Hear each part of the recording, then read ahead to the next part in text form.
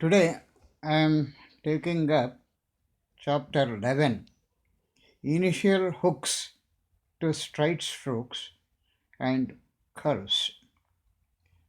We have learnt the two consonants L and R. R has got two forms, downward R and upward R. Upward R is also called as ray. These consonants are called liquids because their behavior are like liquids.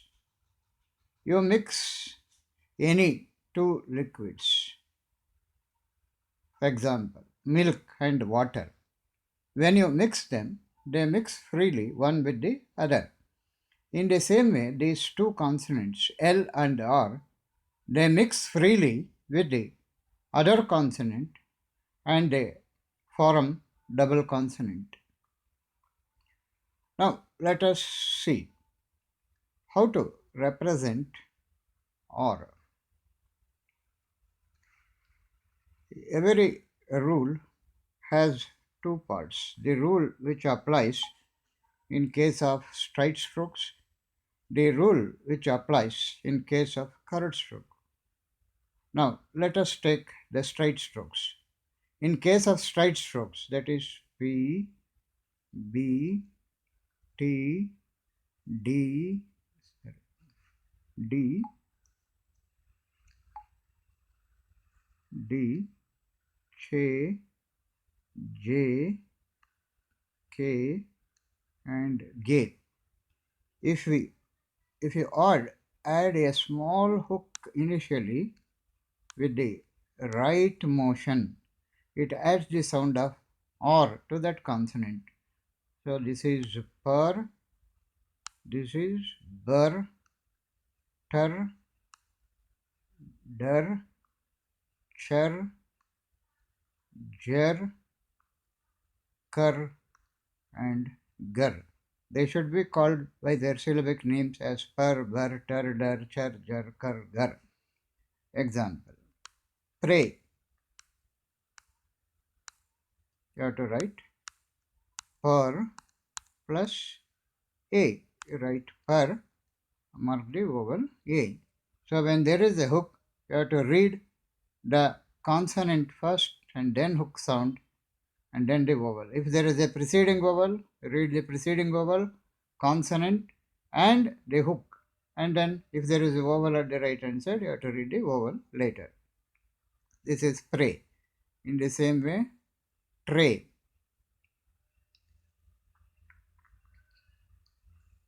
grow, eager, etc.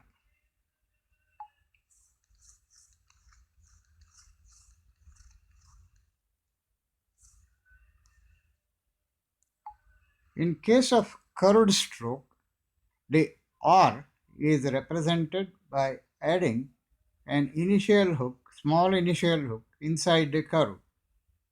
So this is fur, var, thar, dhar, shar, and then jar. Example: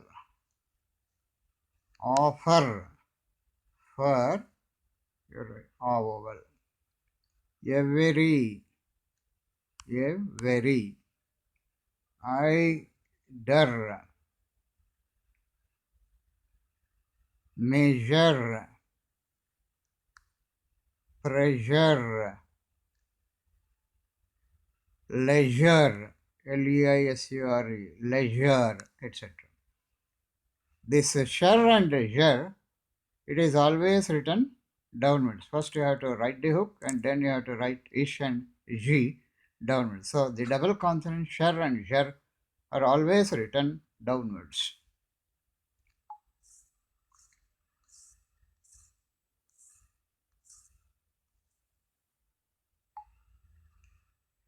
The straight strokes, this ray is not hooked initially because if you add a small hook initially, with the left motion, and if you add a small hook with the right motion, they represent the character way and a. So ray is not hooked initially for the addition of L and R.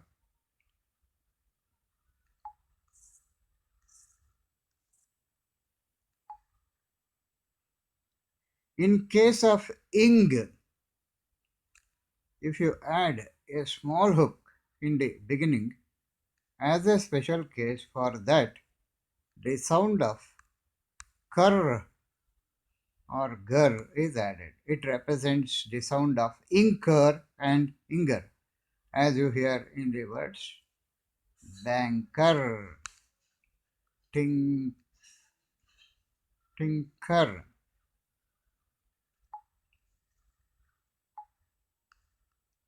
drinker, conquer, etc.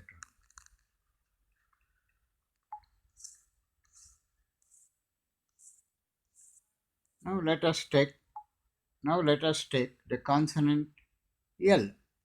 In case of straight stroke, the L in short form is represented by attaching a small initial hook written with the left motion. Pal, bal, tal, dal, shal, jal, kal, kal and gal. Play. Pal plus a. Glow, eagle, etc.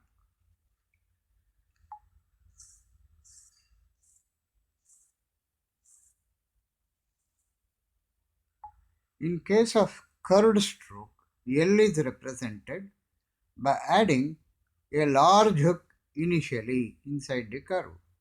So this is fal, val, thal, and then shall. Now, shall, while writing shall, when adding L hook to shall, please note that first hook is written and ish is written upward. So the double consonant shar and jar always written downward. The double consonant shall is always written upwards. Example, flow, evil, official, etc.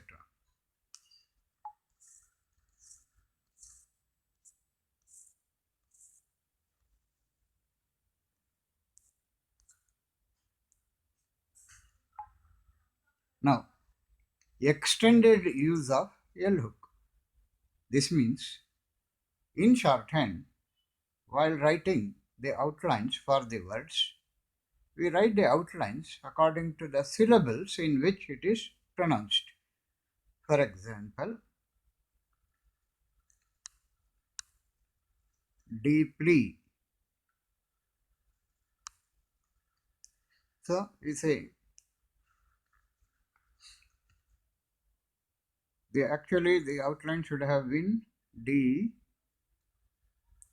P L, but we deem as though this L is attached to P itself and we write D and L. So such type of L hook is called as the extended use of L hook.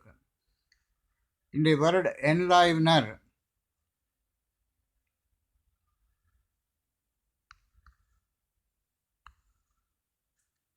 here the syllable is N live ner. If you write the outline according to syllable, it should have been like this. N live ner. But here what we do is, we deem as though this L is attached to the previous syllable N itself. So we write null, V and downward R. Such type of use of L hook is called as the extended use of L hook.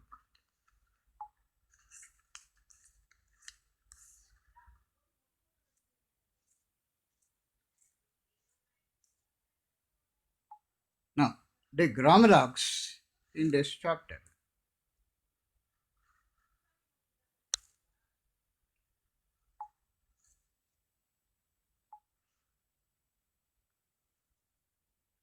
If you write per, it is P and R, thin.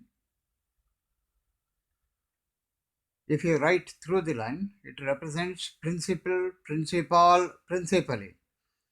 If you write thick, bur, B and R above the line, it represents liberty. If you write bur on the line, it represents member, remember, remembered. If you write bur thick through the line,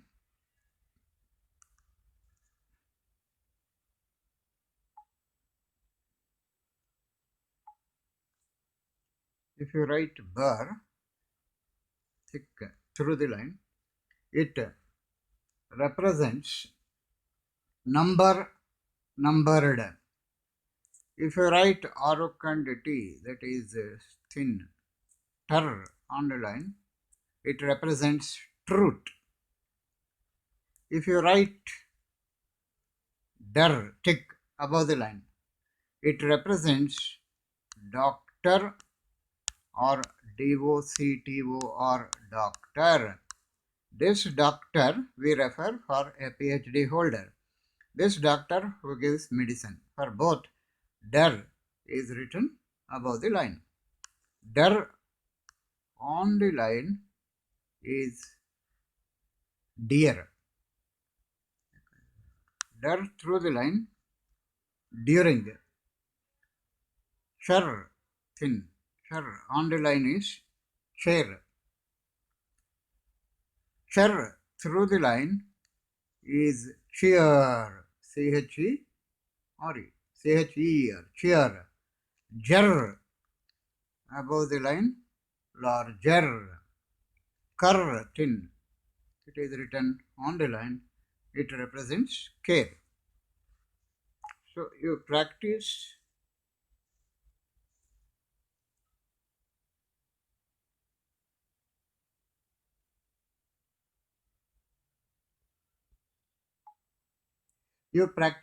these grammar logs. Write each grammar log 1 page each.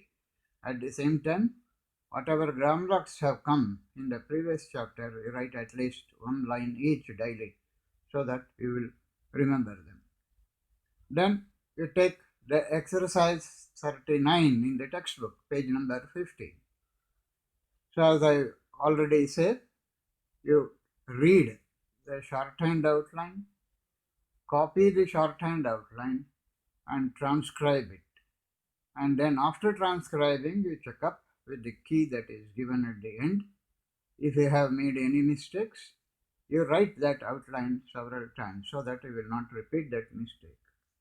In the same way, exercise 40, you take the key, exercise 40, there you will find shorthand outline. From that, you read the shorthand outline, you copy the shorthand outline and transcribe it. And then you check up with the longhand that is given at exercise 40 in page 50. You correct the mistakes. If you have made any mistakes, you write those outlines several times so that you will not repeat that mistake. Now, I will give the dictation. Exercise 41. Please get ready. Dear Clay, if you are at liberty on Friday next, I shall be pleased if you will try to come in and see Dr. Driver, our principal member for the borough. Full stop. He is to take the chair at the club dinner in April, and I should like you to know him. The number at the dinner may be larger this year because of the increase in the number of members in the local and neighboring clubs during the past year. Full stop. I think you ought to be at least an honorary member of our club. Full stop. The other members would be happy to have you with them, and they would cheer you up, and in truth you can do with it. It would be no trouble to me to push the case for you if you care to apply. Faithfully yours, Peter Fletcher. Fletcher. Peter Fletcher. Exercise 42. Dictation. Get ready. Start. Dear sir, thank you for yours of the 1st of April and for mailing me your price lists and samples of blue and black inks and glue in the several sizes of bottles. I think the labels are better and brighter now. I shall give the samples a fair trial during the next few weeks, and if suitable, I may be able to stock a large number of the smaller sizes. As I think you know, my principal business is with legal officers, and as you will agree, it is essential to offer them only first class inks. Yours truly. Now, as I always tell you, you read the shorthand outlines. If you find any difficulty, you refer to the key, find out the word that you cannot decipher. So, like this, you read the shorthand outline several times so that you will be in a position to read from the shorthand text at a higher speed. For exercise 42, open the key. There you will find shorthand outlines. You read, copy, and transcribe. You read as many times as possible the shorthand outlines, and then you take the dictation. Thank you.